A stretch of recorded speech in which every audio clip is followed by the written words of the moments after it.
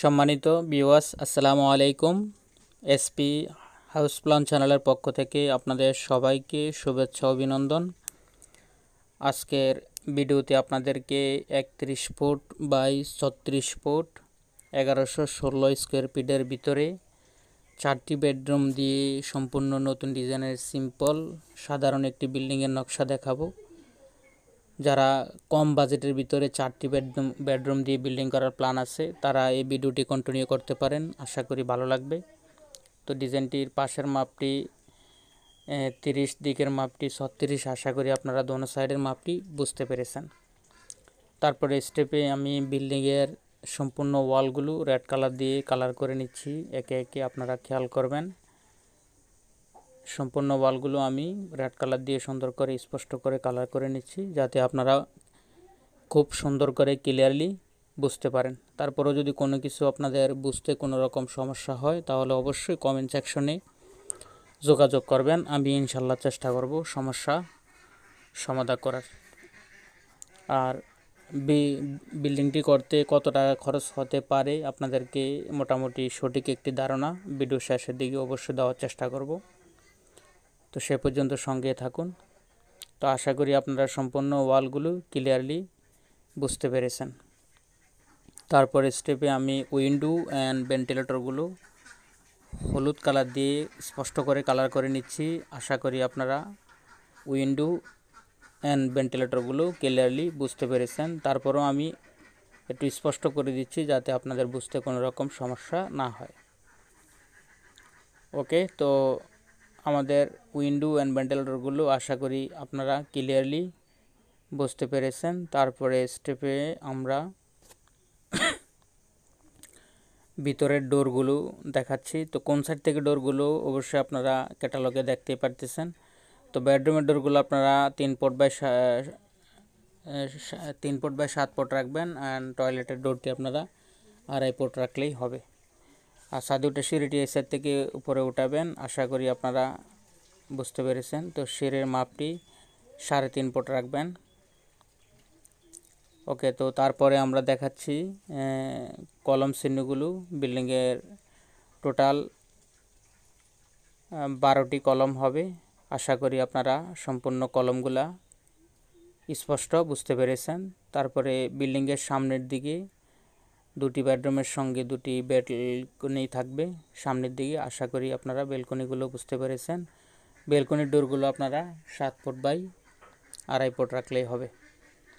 তো ল্যান্ডিং পজিশনটি আমাদের এখানে। তো ল্যান্ডিং এরিয়াটি আপনারা একটু রাউন্ড করে করবেন, তাহলে সুন্দর হবে। এটার মাপটি হবে 8 ফুট 4 ইঞ্চি বাই 3 ফুট 6 ইঞ্চি, আশা করি বুঝতে পেরেছেন। বেলকনি মাপটি হবে 13 ফুট বাই 3 ফুট করে, আশা করি আপনারা বেলকনিগুলোর মাপ স্পষ্ট বুঝতে পেরেছেন।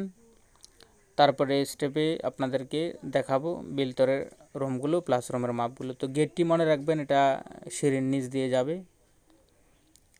তো আমরা প্রথমে মাস্টার বেডরুমের মাপটি নিয়ে নেব। তো ফার্স্ট বেডরুমের মাপটি হবে 13 ফুট বাই 13 ফুট, আশা করি আপনারা বুঝতে পেরেছেন। তারপরে একটি কমন টয়লেট থাকবে বাথরুম সহ, এটার মাপটি হবে 8 ফুট 4 ইঞ্চি এই সাইডের মাপটি, অ্যান্ড এই সাইডের মাপটি হবে 5 ফিট। আশা করি আপনারা টয়লেটের মাপটিও বুঝতে পেরেছেন। তারপরে আমরা দেখব সেকেন্ড মাস্টার বেডরুমের মাপটি। তো সেকেন্ড মাস্টার বেডরুমের মাপটি হবে এই সাইডে 13 ফুট, অ্যান্ড এই সাইডের মাপটি হবে 13 ফুট, আশা করি বুঝতে পেরেছেন। 13 ফুট বাই 13 ফুট। তো সেন্টারে আমরা যে প্লেসটি পাবো এটা আমরা ডাইনিং এরিয়া হিসাবে ইউজ করতে পারি চাইলে। এটার মাপটি হবে এই সাইডে 8 ফুট 4 ইঞ্চি, অ্যান্ড এই সাইডের মাপটি হবে 14 ফুট। আশা করি সেন্টারের মাপটিও আপনারা বুঝতে পেরেছেন। তারপরে দেখাবো 3 নাম্বার মাস্টার বেডরুমের মাপটি। তো 3 নাম্বার মাস্টার বেডরুমের মাপটি হবে এই সাইডে 13 ফুট, অ্যান্ড এই সাইডে হবে 13 ফুট 4 ইঞ্চি।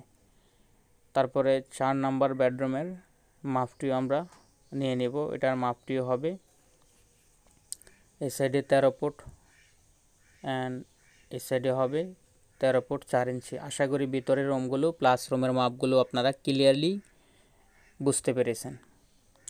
তারপরে আপনাদেরকে দেখাবো নিচের বেস থেকে শুরু করে সম্পূর্ণ মাপগুলো জানানোর চেষ্টা করব। তো সম্পূর্ণ ওয়ালগুলো আপনারা আউটসাইড ইনসাইড 5 ইঞ্চি ওয়াল করবেন। কলম সাইজটি 10 ইঞ্চি বাই 12 ইঞ্চি রাখলেই হবে। আর উইন্ডো সাইজটি আপনারা যেহেতু 13 ফুট বাই 13 ফুট রুম, তাহলে 4 ফিট বাই 5 ফিট করে উইন্ডো সাইজগুলো রাখবেন। ভেন্টিলেটর সাইজটি আপনারা 1 ফুট 6 ইঞ্চি বাই 2 ফুট করে রাখবেন। তারপরে বিম সাইজটি আপনারা 10 ইঞ্চি বাই 15 ইঞ্চি রাখবেন। গ্রেড বিমটিও সেম 10 ইঞ্চি বাই 15 ইঞ্চি রাখলেই হবে আশা করি। ওকে, তো তারপরে বেসগুলি আপনারা 4টি কর্নারের বেসগুলি আপনারা 4 ফিট বাই 4 ফিট রাখলেই হবে। আর সেন্টারের যে 4টি কলম হবে, সেন্টারের যে কলমগুলো হবে এগুলো আপনারা 5 ফিট বাই 5 ফিট করবেন। তো বিল্ডিংটি যদি একতলা কমপ্লিট করেন তাহলে 20 লক্ষ টাকার মতো খরচ হতে পারে। ধন্যবাদ সবাইকে।